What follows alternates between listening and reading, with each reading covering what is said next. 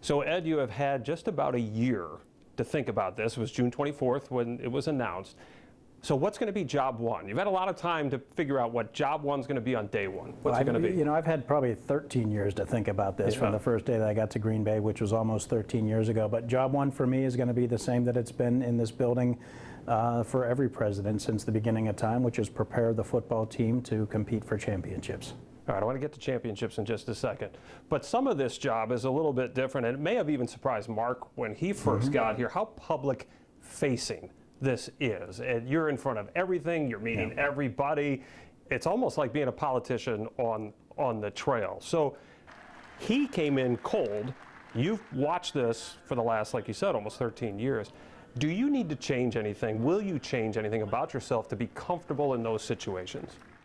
You know, I think it's not only public facing, it's that you have to be such a big part of the community. There is every NFL team should be close to its community and should have a major impact on its community, but there's nothing like the nexus between the Green Bay Packers and Green Bay and Brown County and Wisconsin in general. And so, you know, the good thing is I've been a part of the community now for coming up on 13 years. So I don't envision changing anything else about myself, perhaps getting a little more comfortable talking to people like you in these settings, but otherwise, no, I don't see any major changes. What about comfortable pressing the flesh, kissing babies, all those things that like politicians do? But I was looking through some video today, and how many times did I find shots of Mark walking around the field beforehand or at the shareholders meeting signing autographs? Is that in your comfort zone? It is, and that's something I'm really going to enjoy doing. In fact, during the draft, I managed to get out and walk the campus quite a bit and talk to a lot of people. And you know, our fans are wonderful people.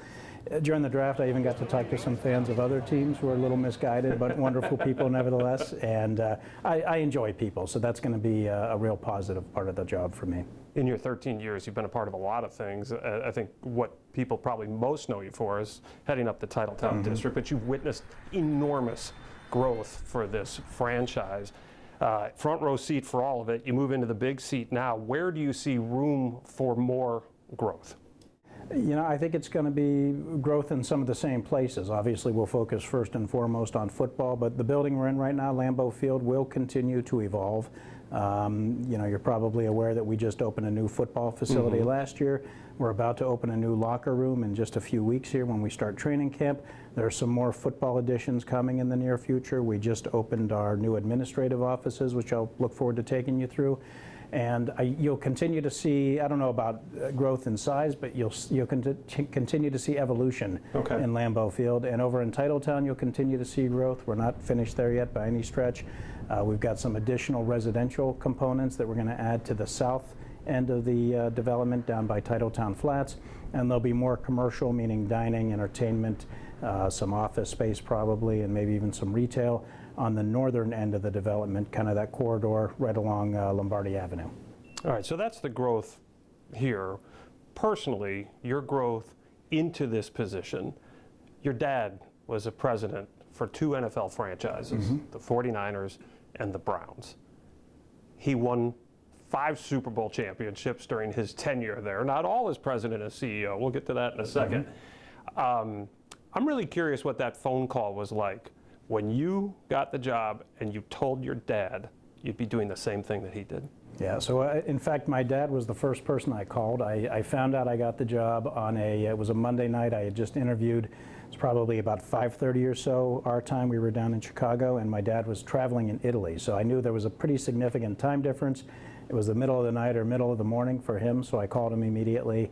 And it was just a very special conversation, kind of the culmination of a lot of different conversations, you know, from the time I was a child until just before my interview, I called him.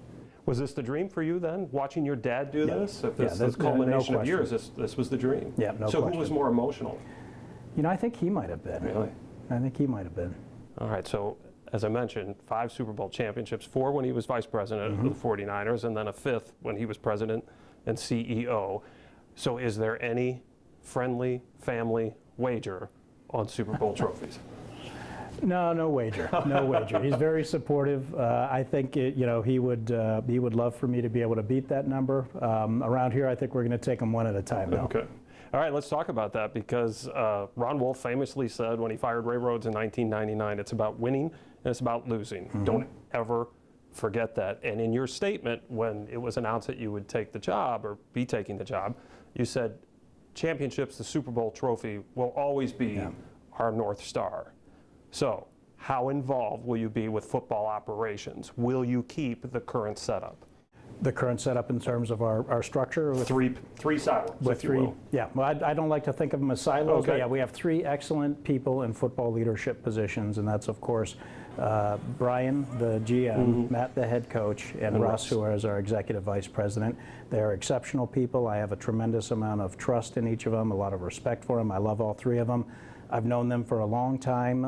In fact, I'm very grateful to Mark for allowing me to be a part of the process of hiring both Matt and Brian. And Russ Ball, I've known for nearly 25 years. We both kind of cut our teeth with the Arena Football League when I was at the league office, and Russ was with the New Orleans Voodoo. So, no, I don't anticipate any significant changes there. The structure's working well right now. If at any point the structure isn't working well, we certainly have the flexibility to change that, but I wouldn't anticipate any changes right now. 2 of those 3, if not all 3, are judged, like Ron said, on winning and losing. Should your job be judged on winning and losing? I think everybody in this building's job should be judged in some part on winning and losing, yes. The Packers, this entire organization, exists for 3 purposes, and really, and I would say they're in this priority. First one is winning football games, and that's what we're here for. The second one is keeping the Packers in Green Bay, and that's a lot of what our business has to be about here. And the third one is strengthening our community, and that's just part of our mission. So those are the 3 things that are really important for us to accomplish.